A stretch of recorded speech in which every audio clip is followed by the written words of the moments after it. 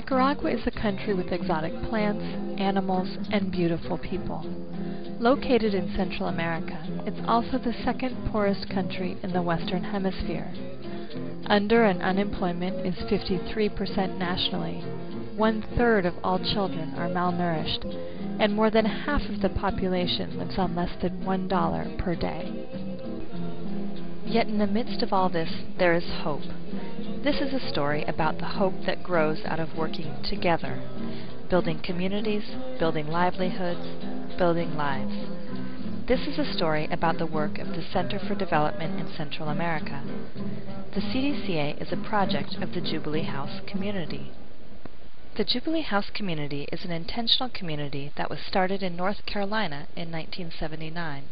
So we were sitting around and complaining about how no one was doing anything about the problems of the world, and suddenly realized that we weren't doing anything either. Well, there was a group I was doing church work in North Carolina, and we were young and idealistic and arrogant enough to believe that as badly as the church was being the church, we could do a lot better job of it than they did, and so we gave it a shot. The JHC was founded on the principle that working together, more can be accomplished. When they talk about the early church, they talk about the church living together, breaking bread, sharing a common purse. In other words, sharing everything they had so that no one would have need. The Jubilee House community's first project was a shelter for people who found themselves in a temporary housing crisis. In 1983, the JHC started 2 other shelters, one for battered women and one during the winter for permanent street people. At its height, the JHC had 23 members, including volunteers from around the world. The community's life intertwined with shelter guests, eating supper together, celebrating together.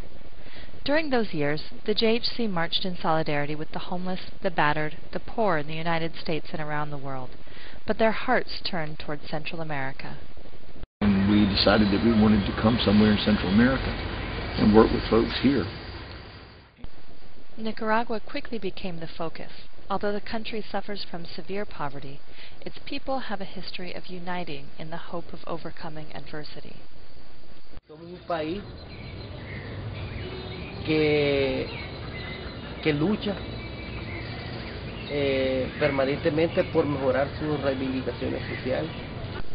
And so in 1994, the JHC packed up and resettled in Nicaragua at the invitation of Padre Miguel de Escoto, who is currently the President of the United Nations General Assembly. He invited the organization to come to work in Ciudad, Sandino. With 150,000 residents in a city suffering from 80% combined under and unemployment, in the second poorest country in the Western Hemisphere, Ciudad Sandino was and is the poorest city in Nicaragua.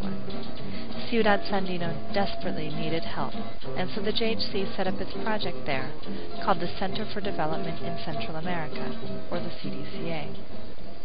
The JHC came to Nicaragua with little money to begin the CDCA projects, and the first years were spent struggling to establish a base of support, learning many lessons from the work, but mainly listening to the communities talk about their needs. Above all, they learned to work together with local communities to bring about change. The reason that I believe what we're doing is sustainable is because I believe that it grows out of the communities with which we work. It's not something that's being imposed on them. We're there just to accompany those communities in helping them to do the things that they see as necessary. They also began connecting communities in the global north together with communities in Nicaragua. One reason I think our program is sustainable is because it's a partnership. We're kind of a conduit, a connection from interest in one direction to needs in another. In the first 5 years, the CDCA, together with communities, taught English classes, trained health promoters, designed and built solar composting latrines and efficient wood-burning cook stoves, built 3 rural health clinics, built 2 child feeding centers and preschools, brought water and latrines to 2 neighborhoods, began and expanded an organic agriculture program with 2,000 small farmers growing sesame for export, and hosted delegations. People's lives had been improved through the CDCA partnering with communities to meet their needs.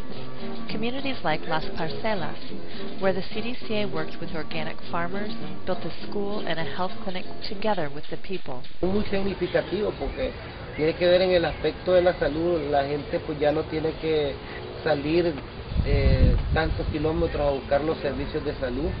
Están más accesibles. By the time 5 years had passed, the members of JHC felt that they were beginning to understand how to work in the Nicaraguan reality. And then came Hurricane Mitch. In 1998, Hurricane Mitch, the second deadliest hurricane in the past 200 years, hit Nicaragua and Honduras. 11,000 people were killed and 2.7 million left homeless.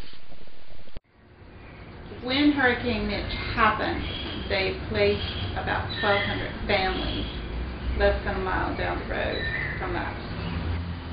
Complete chaos. Everything was disorganized. Very difficult to do anything to aid those folks because the area, it was such a big area and there were so many people there. It was hard to even access all the people who were there. So it was pretty crazy. In response to the urgent needs of the community of 15,000 new neighbors, in the first week following Hurricane Mitch, the CDCA began working together with Nueva Vida to find sustainable solutions to their problems. And as a result, the work of the CDCA changed drastically in the years following Hurricane Mitch. Jubilee House community has always functioned, responding one day, 1 week at a time, 1 month at a time, whatever's needed. We have a pretty high capacity to respond to changing circumstances quickly and hopefully, for the most part, effectively. When I came, I saw the living conditions of the majority of how the Nicaraguans live and their needs so great that when I compare it to Ireland at home, it's so comfortable that I couldn't sit still anymore and not do something about it.